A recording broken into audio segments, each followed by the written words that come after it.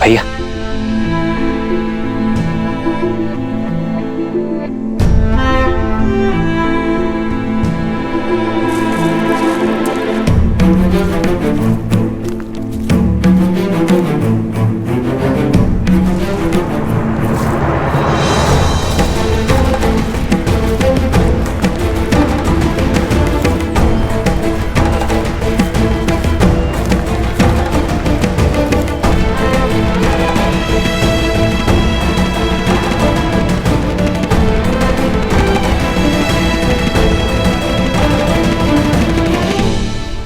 आप थक गए होंगे भैया, तनिक यहीं विश्राम कर लीजिए। मैं नहीं लक्ष्मण, जब एक नेत्र रो रही हो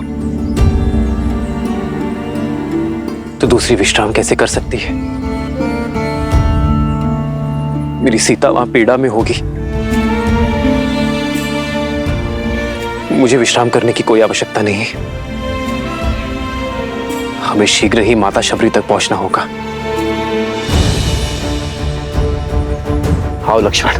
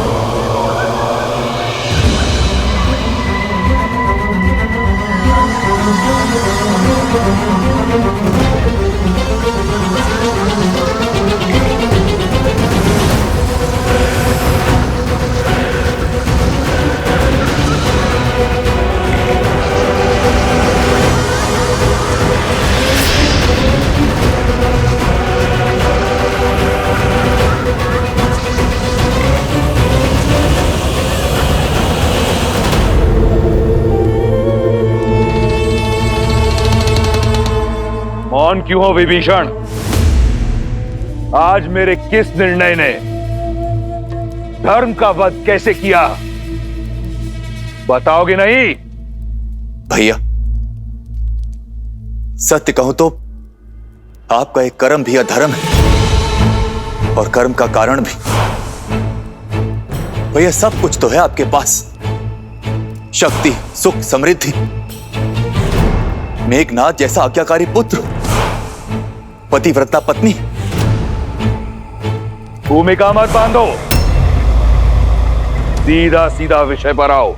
भैया, स्त्री चाहे शत्रुकुल की ही क्यों ना हो, वो सम्मान की अधिकारिणी है और स्त्री का हरण अधर्म है, पाप है। भैया, आप देवी सीता को लंका में लेकर नहीं आए, बल्कि विनाश का बीज बोया है आपने अशोक वाटिका में। किसी की हाय नहीं लेनी चाहिए, मेरा परामर्श मानिए। प्रश्न समूचे राक्षस साम्राज्य का है।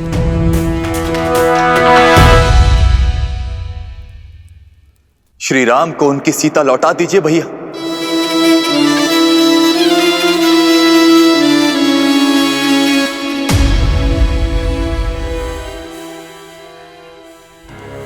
क्या आप सबका भी यही विचार है? दया आती है मुझे कि राक्षसों की सोच इतनी छोटी है। विभीषण, तुमने सबसे अधिक समय मेरे साथ बिताया है, परंतु फिर भी तुम मुझे समझ नहीं पाए।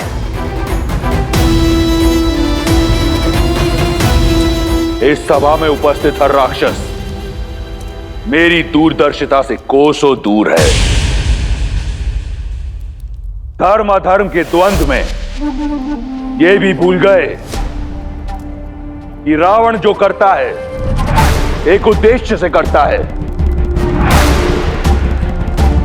और उद्देश्य है वयम राक्षसम, राक्षसों को सर्वश्रेष्ठ बनाना। सीता कोई साधारण स्त्री नहीं, राजा जनक की पुत्री है, एक मनुष्य है। 14 लोकों पर हमारा आधिपत्य है। देवता, असुर, राक्षस, यक्ष, गंधर्व, किन्नर, पशु, पक्षी, नाग, कीट, भूत, पिशाच, वेताल, सब पर हमारा आधिपत्य है। केवल मनुष्य ही हैं जिन पर हम अपना आधिपत्य स्थापित नहीं कर पाए।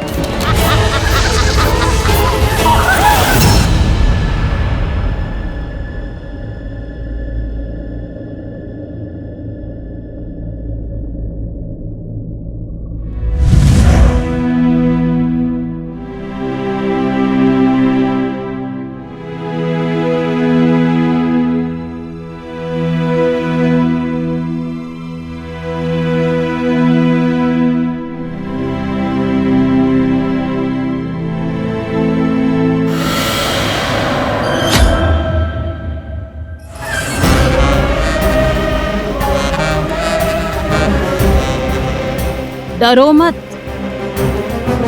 त्रिजटा तुम्हें मारने नहीं आई है।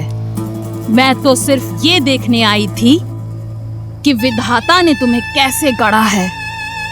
जिस लंकेश से विवाह करने के लिए तीनों लोक की सुंदरियां मरती हैं, उनका प्रस्ताव ठुकरा दिया तुमने। भला ऐसा कैसा साहस छिपा है इस कोमल काया में? अब मैं तुझे बताऊं मेरे अंदर क्या छिपा है। एक नरभक्षी। प्रार्थना करना कि लंकेश्वर तुम्हें स्वीकार कर ले, अन्यथा मैं तुम्हें अपना आहार बनाऊंगी। श्री राम, श्री राम। जिसका मंदिर अगर उसी देवता को पुकारा जाए तो इच्छा पूर्ण होती है, मूर्ख। लंका का देव केवल दशानन है। अब तुम्हें केवल वही बचा सकते हैं। इसलिए राम का नाम भूलकर रावण के नाम का जप करना प्रारंभ करो।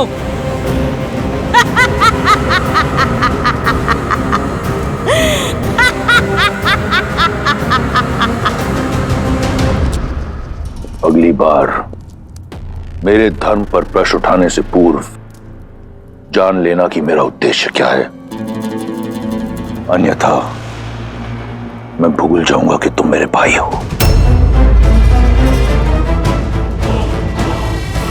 एक बात आपको भी स्मरण रखनी चाहिए दशानन, कि वो एक पतिव्रता नारी है। उसके श्राप की शक्ति पूरे असुर साम्राज्य को लील सकती है। उस पर वो उस जाति से है जिससे आपको अभेदान नहीं है। इसलिए कुछ भी करने से पूर्व आप सोचिएगा अवश्य। सोच भी रहा हूं और देख भी रहा हूं कि पराई स्त्री की बहुत चिंता है तुम्हें। क्या मेरी बहन एक स्त्री नहीं? जब उसका अपमान राम ने किया तब उसने क्यों नहीं सोचा कि वो भी लील सकता है?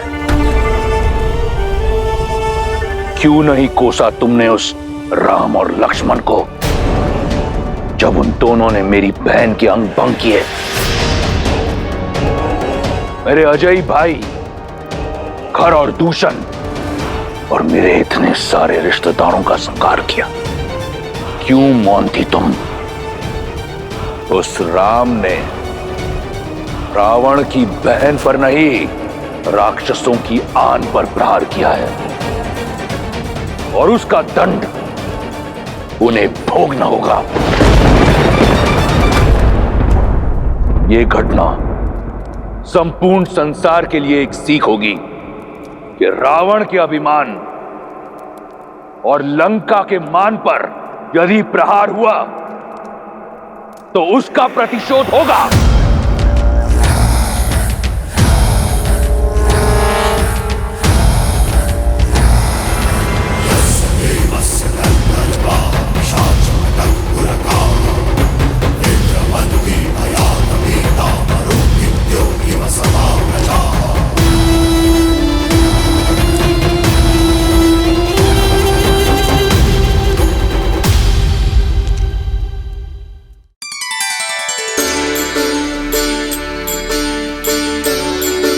राम राम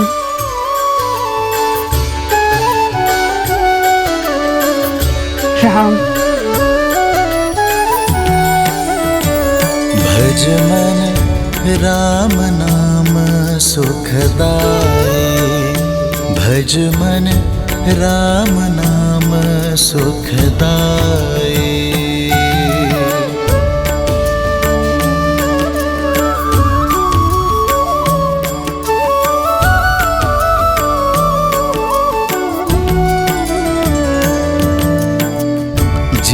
दर्शन से तर जाए नैया, तीही सूरत मन भाई।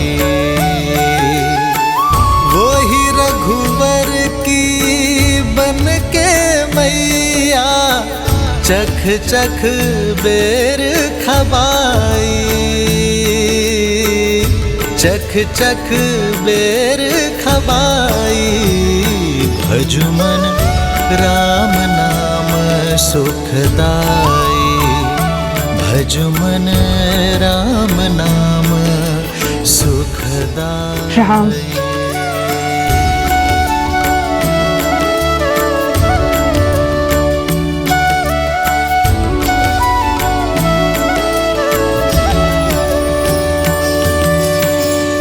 मात प्रेम से बड़ा नहीं कछु, धन्य हो शबरी माई। राम नाम जो कोई सेवत, सदा रहत सुखदाई। भजु मन राम नाम सुखदाई।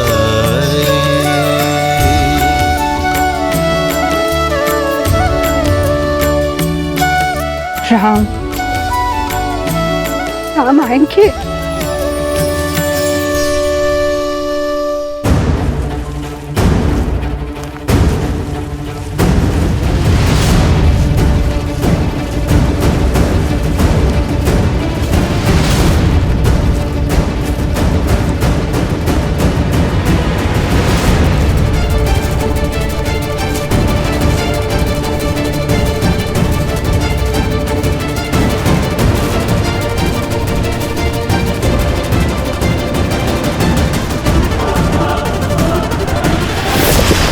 लक्ष्मण, लक्ष्मण,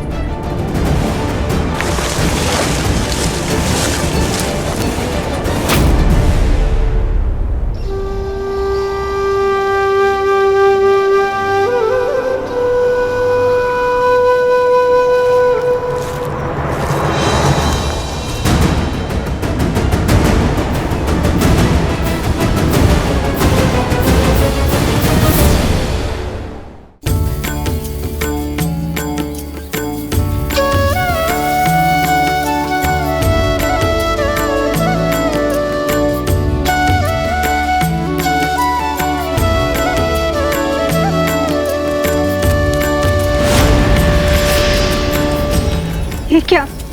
ये तो मैंने मेरे राम के लिए बिछाए थे। कौन है ये वनवासी जो वन मार्ग में पुष्प बिछाए बैठी है? मति भंग हो गई है इसकी। वर्षों से किसी राम की राह में पल के बिछाए प्रतीक्षा करते करते बुढ़ी हो गई है। प्रतिदिन आंगन सजाती है, पुष्प बिछाती रहती है और बुद बुदाती रहती है किसी राम का नाम। कोई नहीं आएगा बुढ़ी माँ, अपने भगवान को याद करो और मुक्ति पालो। मेरे राम आएंगे। देखना राम, मेरे राम आएंगे।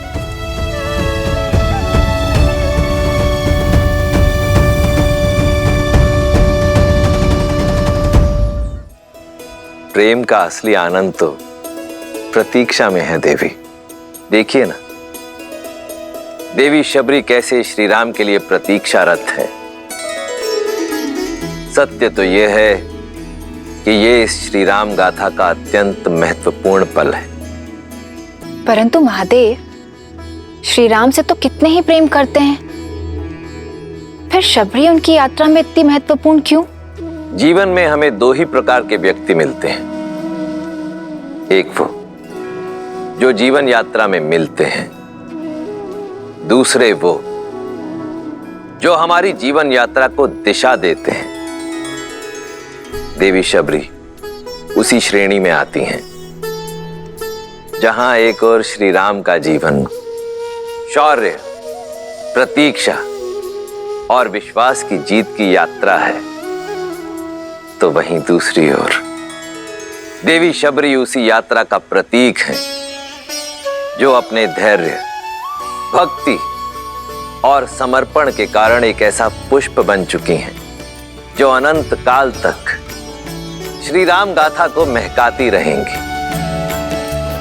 देवी, सत्य तो यह है कि देवी शबरी के चरित्र में से यदि कोई एक भी गुण कोई मनुष्य अपने चरित्र में समाहित कर ले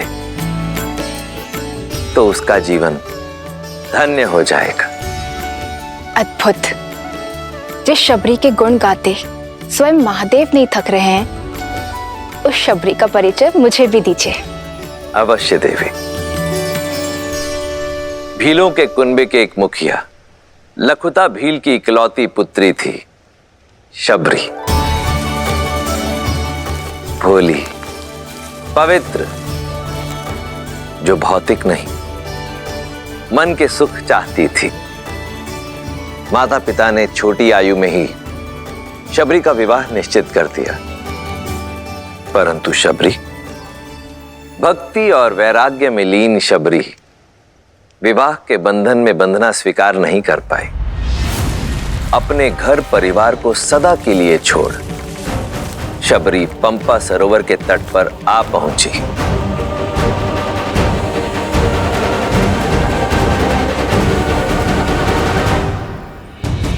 जहां नियति ने उनकी भेंट महान ऋषि मतंग से करवाई। शबरी उनका मार्गदर्शन चाहती थी। मतंग के शिष्य और सहयोगियों ने शबरी के कुल के कारण उसका विरोध किया, पर मतंग ऋषि ने उसके मन की पवित्रता को भांपा और शबरी को अपनी शिष्या स्वीकार किया।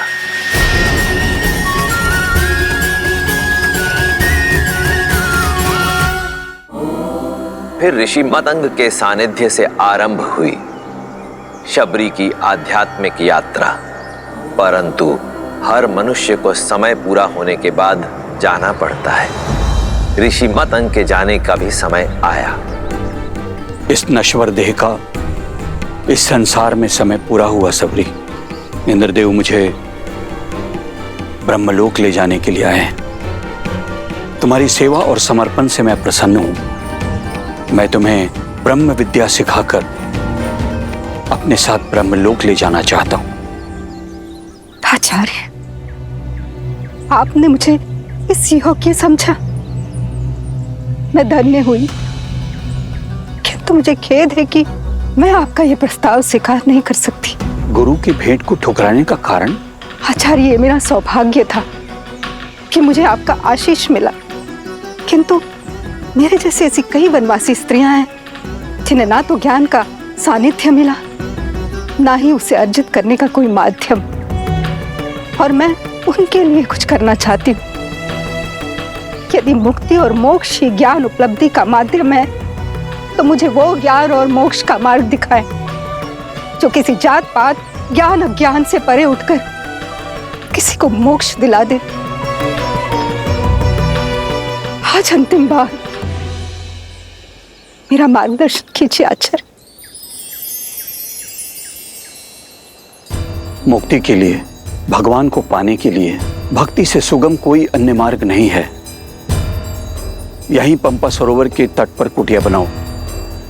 नारायण जब राम के नाम से मानव अवतार लेंगे, तब तुम्हें खोजते हुए स्वयं तुम्हारी कुटिया में पधारेंगे सबरी। उस दिन से लेकर प्रतिदिन शबरी पूरे धैर्य से अपने श्री राम की बाट जो रही है।